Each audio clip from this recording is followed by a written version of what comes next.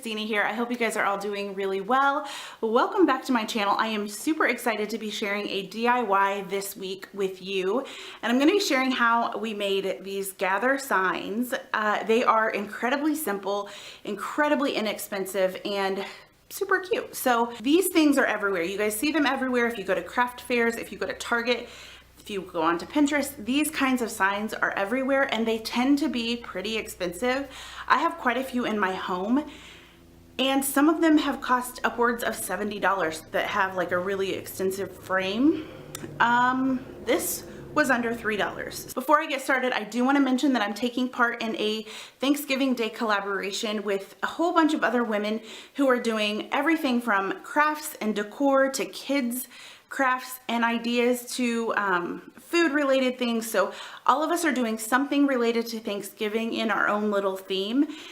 And I'm really excited to watch everyone else's videos. So I will of course have those all linked down below and I hope you will check them out after you watch this video.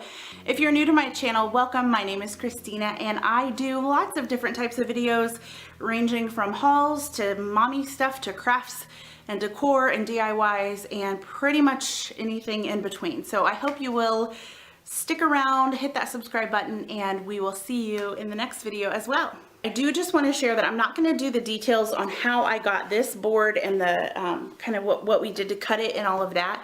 But essentially I bought 10-foot long boards, and as you can see it's just a plain colored wood.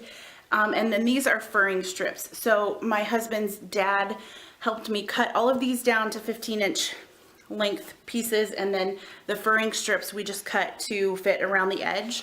And then on the front, I first stained this white part, mainly because when I sanded it, I didn't want to be able to see this color of wood. I wanted to be able to see like a darker wood. But so I stained it and then I did a couple of coats of this white. And then with the furring strips, it was just a simple stain. I'm really just here to talk about how to get a really cool lettering effect on here for inexpensively and really simply. So let's go do that. So your supplies are going to be, of course, the piece of wood that you're going to be painting onto, and then whatever sort of lettering or words you want. I just made this in Word and used a free font from dafont.com. It is Bramello. It is the font that I'm using. So I put that into Word and then printed it on 11.5 or 8.5 by 11 paper. And so you'll want whatever wording you want. And then you are going to use some tracing paper. This I purchased on Amazon, so I will link below the exact one that I purchased. I'm really happy with this, the quality of it and how it has worked out. And then of course you're going to need some paint. I have a huge gallon jug of paint and it is in a dark gray, but really you could use whatever kind of paint you have at home in your craft closet or just kind of laying around. So what you're going to do is there's sort of a shiny waxy side to this, and then there is a not so waxy side. So you're going to put the shiny side down because that's what's going to transfer over to the board.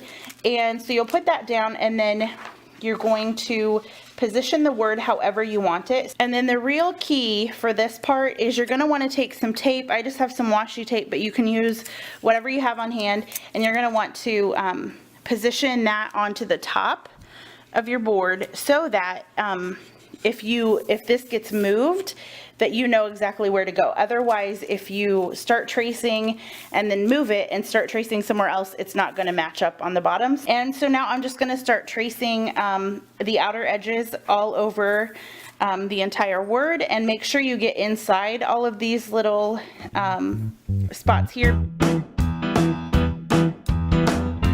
Now that I have it all traced, if you lift up this, you can see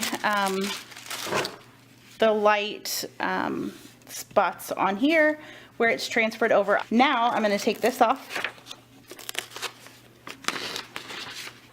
and I'm going to take the paint and I'm going to fill this in.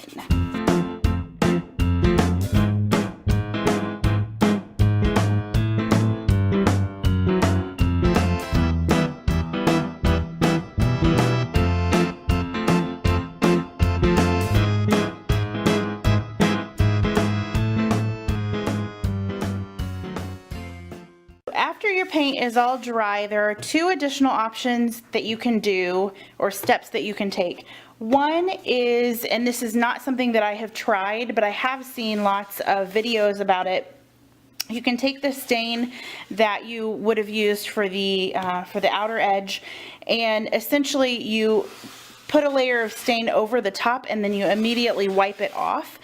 And that is supposed to add just kind of a weathered look. I like the way that it looks. I just haven't taken the step to do it. So you can do that. And then the other step is to take some sandpaper and just sort of buff out. So you can use a hand sander if you have one that plugs in, but honestly it works just as well to just kind of go over it and find the spots that you want to rough up a little bit. Even on the edges you can do that, and just sort of, you know, buff it out. As you can see, there are lots of there are lots of sort of weathered spots on there, and that's just from taking a piece of sandpaper. Okay, so that is all you need to know. I hope this gave you an idea of some other types of things that you could do yourself, and maybe empowered you a little bit to take on a project like this. Again, it's a great way to personalize something and to do a really customized gift and a thoughtful gift without breaking the bank. I hope you guys enjoyed this tutorial. If you have any questions, be sure to leave them down below and I would be happy to answer them. And also, like I mentioned before, make sure you head over to the other ladies' channels who are taking part in this collab and take a peek at what they are doing today as well. If you haven't yet subscribed to my channel, please do hit that subscribe button down below, and you'll see more videos like this, and also just lots of other random types of videos as well. So I hope you guys are all doing really well. Have a wonderful Thanksgiving and a wonderful holiday with your family, and I'll talk to you in my next video. Thanks for watching.